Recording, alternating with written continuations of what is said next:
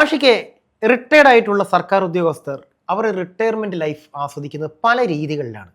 ചിലർ യാത്രകൾ പോകും, ചിലർ തങ്ങളുടെ മുൻ അനുഭവങ്ങൾ പുസ്തകങ്ങളാക്കി മാറ്റും. അത്തരത്തിൽ റിട്ടയർഡ് ആയിട്ടുള്ള സർക്കാർ ഉദ്യോഗസ്ഥർ എഴുതിയിട്ടുള്ള പുസ്തകങ്ങൾ പലപ്പോഴും നമ്മുടെ സർക്കാരിനെ പ്രതിസന്ധിയിലാക്കുന്ന കാഴ്ചകൾ നമ്മൾ കണ്ടിട്ടുള്ളതാണ്. അത്തരത്തിൽ KSEBയുടെ മുൻ ചെയർമാനായിരുന്ന ബിജു പ്രഭാകർ എഴുതിയ നാം നമ്മെ കൊള്ളയടിക്കുമ്പോൾ എന്ന് പറയുന്ന പുസ്തകം, അത് ഇപ്പോൾ സർക്കാരിനെ ഒരു പ്രതിസന്ധിയുടെ കരയോളം കൊണ്ടെത്തിച്ചിരിക്കുകയാണ്. നീങ്ങുവാനായിട്ട് അല്പ ദൂരമേ ഉള്ളൂ. ആ പുസ്തകം പുറത്തിറക്കിയാകട്ടെ മുൻ DGP ഹേമേന്ദ്രൻ IPS, അദ്ദേഹത്തിൻ്റെ നീതി എവിടെ എന്ന് പറയുന്ന പുസ്തകം മുൻപ് ഇതുപോലെ തന്നെ സർക്കാരിനെ പ്രതിസന്ധിയിൽ ആഴ്ത്തിയിരുന്നു. ഇത്തരം റിട്ടയർഡ് ഉദ്യോഗസ്ഥരുടെ പുസ്തകങ്ങൾ, അതിലെ തുറന്ന എഴുത്തുകൾ, അത് സർക്കാരിനെ അക്ഷരാർത്ഥത്തിൽ ബാധിക്കുന്നുണ്ട് എന്ന് പറയുന്നത് സത്യമായ കാര്യമാണ്. LDF സർക്കാരിൻ്റെ ഒരു പ്രകടന പത്രികയിലെ ഒരു പ്രധാന പോയിന്റ് ആയിരുന്നു ഇരുണ്ട കാലം ഇനി ഉണ്ടാവില്ല, ഇരുണ്ട കാലത്തേക്ക് ഇനി മടങ്ങി പോകില്ല എന്നുള്ളത്. പക്ഷേ ഈ 10 വർഷവും ഇരുണ്ട കാലത്ത് തന്നെ ആയിരുന്നു എന്ന രീതിയിലുള്ള വെളിപ്പെടുത്തലാണ് ബിജു പ്രഭാകർ കഴിഞ്ഞ ദിവസം നടത്തിയത്. അത് എന്താ പറയുക, ഈ വൈദ്യുതി നിയന്ത്രണം പലപ്പോഴായിട്ടും ജനങ്ങൾ അറിയാതെ തന്നെ നടത്തിയിട്ടുണ്ട്. UDF സർക്കാരിൻ്റെ കാലത്ത് അരമണിക്കൂർ ഒരു മുന്നറിയിപ്പോടെ നടത്തിയിരുന്നു. പക്ഷേ LDF സർക്കാരിൻ്റെ 10 വർഷം ഇതുപോലെ മുന്നറിയിപ്പില്ലാതെ ജനങ്ങളെ വലച്ചുകൊണ്ട് വൈദ്യുതി തടസ്സം സൃഷ്ടിച്ച് നമ്മൾ ഈ കഴിഞ്ഞ ദിവസങ്ങൾ അതിനു മുമ്പും കണ്ടിട്ടുണ്ട്. അപ്പോൾ അവിടെ ഈ സർക്കാരിൻ്റെ വലിയൊരു വാദം പൊളിയുകയാണ്. അതുമാത്രമല്ല, ഇപ്പോൾ ഈ അദ്ദേഹത്തിൻ്റെ നാം നമ്മെ കൊള്ളയടിക്കുമ്പോൾ എന്ന ബുക്ക് പ്രകാശനം ഉദ്ഘാടനം ചെയ്തത് റിട്ടയർഡ് DGP ആയ ഹേമേന്ദ്രൻ. അദ്ദേഹത്തിൻ്റെ നീതി എവിടെ എന്ന ബുക്കും ഇതുപോലെ സർക്കാരുകളെ ഈ ഒരു പ്രതിസന്ധിയുടെ വക്കിലാഴ്ത്തിയിട്ടുണ്ട്. അതായത് കോലിളക്കം സംഭവിച്ച പല കേസുകളുണ്ട്. സോളാർ അന്വേഷണം, നമ്മുടെ തിരുവനന്തപുരത്തെ വെടിവയ്പ്, ശബരിമല യുവതീ പ്രവേശനം, ഇതുപോലുള്ള വിവാദമായിട്ടുള്ള കാര്യങ്ങളിൽ അദ്ദേഹം തുറന്നെഴുതിയത് സർക്കാരുകൾക്ക് തിരിച്ചടിയായിട്ടുണ്ട്. അതുമാത്രമല്ല, ഈ ബിജു പ്രഭാകറിൻ്റെ ഒരു വശത്തേക്ക് നോക്കുകയാണെങ്കിൽ അതിരപ്പള്ളി പദ്ധതി അത് റിസോർട്ട് മാഫിയയ്ക്ക് വേണ്ടി അത് തഴയപ്പെട്ടതാണെന്ന് അദ്ദേഹത്തിൻ്റെ ബുക്കിൽ പറയുന്നുണ്ട്. അതെ, അതോടെ തന്നെ അതിൽ ആകെ ഈ എലിക്കത്രികയിൽപ്പെട്ട അവസ്ഥയായി സർക്കാരിന്. അതായത് കേന്ദ്ര സർക്കാർ കഴിഞ്ഞ ഫെബ്രുവരിയിൽ ഓർഡർ ഇറക്കിയിട്ടുണ്ടായിരുന്നു. അത് ഇപ്രകാരമായിരുന്നു: വിരമിച്ച ഉദ്യോഗസ്ഥർക്ക് 20 വർഷത്തിന് ശേഷം മാത്രമേ അവരുടെ സർവീസ് സ്റ്റോറി എഴുതാൻ കഴിയുമെന്ന്. അത് നമ്മുടെ മുൻ കരസേനാ മേധാവി ജനറലായിട്ടുള്ള MM നരവനയുടെ ബുക്കിൻ്റെ പേരിലാണ്. അത് 4 Stars of Destiny, അതാണ് ബുക്കിൻ്റെ പേര്. അവിടെ നിന്ന് ഈ കേന്ദ്ര സർക്കാരിന് ഇതുപോലെ ഓരോ തിരിച്ചടികളും കാര്യങ്ങളും ഉണ്ടായിട്ടുണ്ട്. ഈ റിട്ടയർ ആകുന്ന ഉദ്യോഗസ്ഥരുടെ സർവീസ് സ്റ്റോറികൾ പലതും തലപ്പത്തിരിക്കുന്ന രാഷ്ട്രീയ പ്രവർത്തകർക്ക് തലവേദനയാകുന്ന പ്രവണതയാണ് നമ്മൾ കണ്ടുവരുന്നത്. ആഷിക്ക്, ഇങ്ങനെ നോക്കുകയാണെന്നുണ്ടെങ്കിൽ ഈ ബിജു പ്രഭാകർ പറഞ്ഞ ഒരു പോയിന്റ്, പവർ കട്ടില്ലാത്ത 10 വർഷങ്ങൾ, ഇരുണ്ട കാലത്തേക്ക് ഇനിയൊരു തിരിച്ചുപോക്കില്ല. പക്ഷേ ഇവിടെ നമ്മുടെ സർക്കാർ ശരിക്കും പറഞ്ഞാൽ പറ്റിച്ചുകൊണ്ടിരിക്കുകയല്ലായിരുന്നു. അവർ പറഞ്ഞത് ശരിയാണ്. അരമണിക്കൂറുള്ള മുൻകാലങ്ങളിൽ ഞായറാഴ്ച ദിവസങ്ങളിൽ മാറി വരുന്ന തിങ്കൾ മുതൽ ശനി വരെ ഓരോ അരമണിക്കൂർ വീതം പൊക്കോണ്ടിരിക്കുന്ന, രാത്രികാലങ്ങളിൽ അരമണിക്കൂർ മാത്രം നീണ്ടു നിന്നിരുന്ന അതേ പവർ കട്ട് ഇന്ന് മറ്റൊരു രൂപത്തിൽ നമ്മൾ അനുഭവിച്ചുകൊണ്ടിരിക്കുകയാണ്. പകൽ സമയങ്ങളിൽ 5 മിനിറ്റും 10 മിനിറ്റും 15 മിനിറ്റുമായിട്ട് പൊക്കോണ്ടിരിക്കുന്ന കറണ്ടും ഒരു വിധത്തിൽ പവർ കട്ട് തന്നെയാണ്.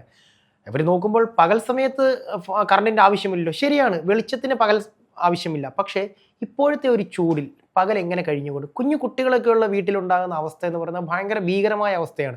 എല്ലാവർക്കും സോളാർ വയ്ക്കുവാനും എല്ലാവർക്കും ഈ പറയുന്ന ഇൻവെർട്ടർ വയ്ക്കുവാനുമുള്ള സൗകര്യങ്ങളൊന്നും ഇല്ല. അപ്പോൾ സർക്കാർ നമ്മളെ വഞ്ചിക്കുകയാണെന്നാണ് ബിജു പ്രഭാകർ തുറന്നു പറയുന്നത്. അതുപോലെ തന്നെ അതിരപ്പള്ളി പദ്ധതി, അത് വലിയ വിവാദങ്ങൾ സൃഷ്ടിച്ച, കൊട്ടിഘോഷിച്ച് അനൗൺസ് ചെയ്ത ഒരു പദ്ധതിയായിരുന്നു അതിരപ്പള്ളി പദ്ധതി. പക്ഷേ അത് ഈ ബിജു പ്രഭാകർ പറഞ്ഞില്ലെങ്കിലും നമ്മൾക്കും അറിയാവുന്ന കാര്യങ്ങൾ, നമ്മൾ തന്നെ മുൻപൊരിക്കൽ ചർച്ച ചെയ്തിട്ടുള്ള വിഷയമാണ്. അതിരപ്പള്ളി പദ്ധതി അട്ടിമറിച്ചത് സ്വകാര്യ റിസോർട്ടുകൾക്ക് വേണ്ടിയാണ്. സ്വകാര്യ റിസോർട്ടുകളെ സംരക്ഷിക്കുവാനായി അതിരപ്പള്ളി എന്ന് പറയുന്ന സ്വപ്ന പദ്ധതിയെ അട്ടിമറിച്ചു. ഇതൊക്കെ സർക്കാരിനെ ശരിക്കും പറഞ്ഞു കഴിഞ്ഞാൽ വലിയ പ്രതിസന്ധിയിലേക്ക് കൊണ്ടുവിടുകയാണ്. നിങ്ങൾ മറ്റൊരു ഐറണി നോക്കണേ. അതായത് കൂടംകുളം പദ്ധതിക്കെതിരെ സമരം വിളിച്ച സഹാക്കന്മാരുണ്ട്. അപ്പം അതേ സഹാക്കന്മാർ തന്നെ ഈ കൂടംകുളത്ത് നിന്ന് വൈദ്യുതി വിലയ്ക്ക് വാങ്ങേണ്ട ഒരു അവസ്ഥ വന്നിരിക്കുകയാണ്. എന്തുകൊണ്ടാണ്? ഇതുപോലെ വൈദ്യുതി ലഭ്യമാകാത്തത് കൊണ്ട് മറ്റുള്ളിടത്തു നിന്ന് വാങ്ങേണ്ട അവസ്ഥ. അതുകൊണ്ടാണ് ഈ പവർ കട്ട് ഇനി ഉണ്ടാവില്ല എന്ന് പറയാൻ ഇവരെ കൊണ്ട് ഇതാക്കുന്നത്. ആഷിക്കെ, നമ്മുടെ സഹാക്കന്മാർ പുതിയ പുതിയ പദ്ധതികൾക്കെതിരെ മുറവിളി കൂട്ടുന്നൊന്നും ആദ്യത്തെ സംഭവമൊന്നും അല്ല. മുൻപ് കമ്പ്യൂട്ടർ വന്നപ്പോൾ കമ്പ്യൂട്ടർ വലിച്ചെറിയുകയും കമ്പ്യൂട്ടറിനെതിരെ സമരം ചെയ്യുകയും ചെയ്തത് നമ്മുടെ സഹാക്കന്മാർ തന്നെയാണ്. അതുപോലെ വിമാനത്താവളം വന്നപ്പോൾ വിമാനത്താവളത്തിനെതിരെ സമരം ചെയ്തു. ഇന്നിപ്പോൾ എം വി ഗോവിന്ദൻ അടക്കമുള്ള പാർട്ടി നേതാക്കൾ കോഴിക്കോട് നിന്ന് ട്രിവാൻഡ്രത്തേക്ക് വരണമെന്നുണ്ടെങ്കിൽ കരിപ്പൂർ വിമാനത്താവളത്തിൽ നിന്നും തിരുവനന്തപുരം എയർപോർട്ടിലേക്ക് പറന്നിറങ്ങുകയാണ് കാർഗോയിൽ.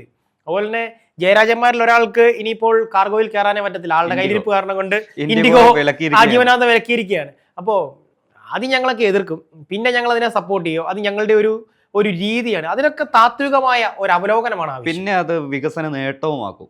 അതെ, അത് ഞങ്ങളുടെ കഴിവാണ് കേട്ടോ. ഞങ്ങൾ സഹാക്കന്മാരുടെ ഒരു എടുത്തു പറയേണ്ട ഒരു കഴിവാണ്. ഞങ്ങൾ ആദ്യം എല്ലാത്തിനെയും എതിർക്കും, പക്ഷെ ആരെങ്കിലും അത് കൊണ്ടുവരികയാണെന്നുണ്ടെങ്കിൽ അതെല്ലാം ഞങ്ങളുടെ പേരിലാക്കി മാറ്റി. ഇവിടെ ഇവർ തന്നെ ഉന്നയിക്കുന്ന മറ്റൊരു ചോദ്യമുണ്ട്. എന്തുകൊണ്ട് ആ സമയത്ത് പറയാതെ സർവീസിൽ നിന്ന് ഇറങ്ങിക്കഴിഞ്ഞ് നിങ്ങളിത് വിളിച്ചു പറയുന്നു? അപ്പോൾ നിങ്ങളത് ഫ്രോഡല്ലേ, അല്ലെങ്കിൽ നിങ്ങളും ആ അഴിമതിക്ക് കൂട്ട് നിന്നിട്ടില്ലേ എന്ന് ചോദിക്കുന്ന ഒരു പക്ഷം വരും.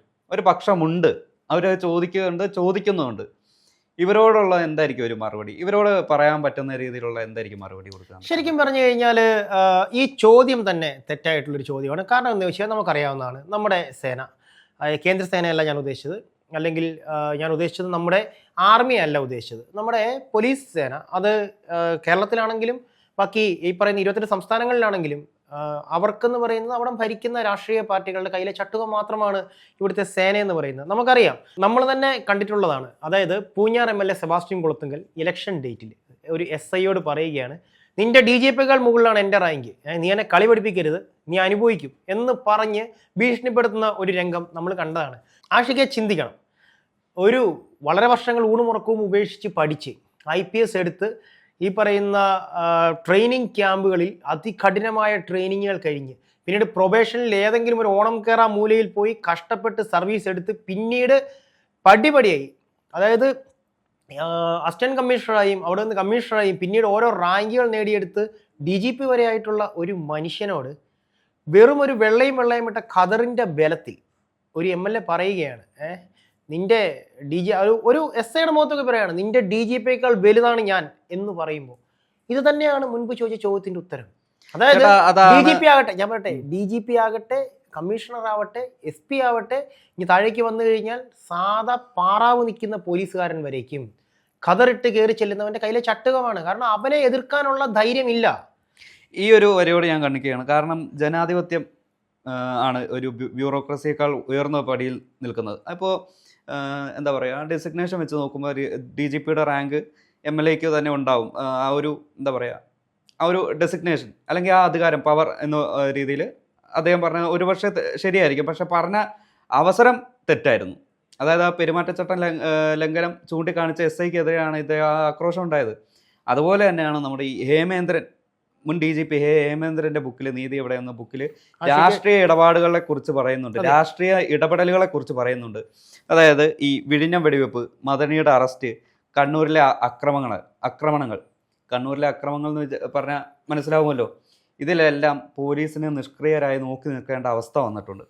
അതല്ല ഈ സർവീസ് സ്റ്റോറിയിൽ വിശദമായി പറഞ്ഞു. ആഷിക്ക് പറഞ്ഞ ഈ ഒരു കാര്യത്തിനകത്ത് ഈ ഡെമോക്രസി, ജനാധിപത്യം, ഈ ജനാധിപത്യം എന്ന് പറയുന്നത് നിർമ്മിച്ചവരും അതിനെ വേണ്ടി ഘോരഘോരം പ്രസംഗിച്ചവരൊക്കെ മരിച്ച് മണ്ണടിച്ചു.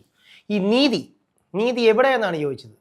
നീതി എന്ന് പറയുന്നത്, അല്ലെങ്കിൽ പീനൽ കോഡ് സൃഷ്ടിച്ചവരും മരിച്ച് മണ്ണടിച്ചു കഴിഞ്ഞു. ഇന്നത്തെ നീതി എന്ന് പറയുന്നത് വഴിയരികിൽ വിൽപ്പനയ്ക്ക് വെച്ചിരിക്കുന്ന വിൽപ്പന ചരക്ക് പോലെയാണ്.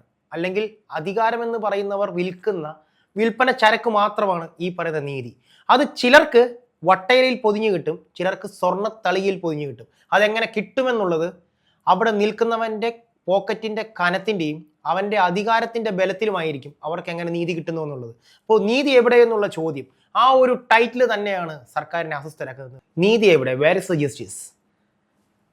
ജസ്റ്റിസ് എന്ന് പറയുന്നത് ഒരിക്കലും കിട്ടാത്തൊരു കാര്യമാണ്. നമ്മൾ സ്ത്രീകളെക്കുറിച്ച് പറയുമ്പോൾ എഴുതി വെക്കുന്ന ഒരു കാര്യമുണ്ട്, നീതി നിഷേധിക്കപ്പെടുമ്പോൾ നീ തീയാകുക.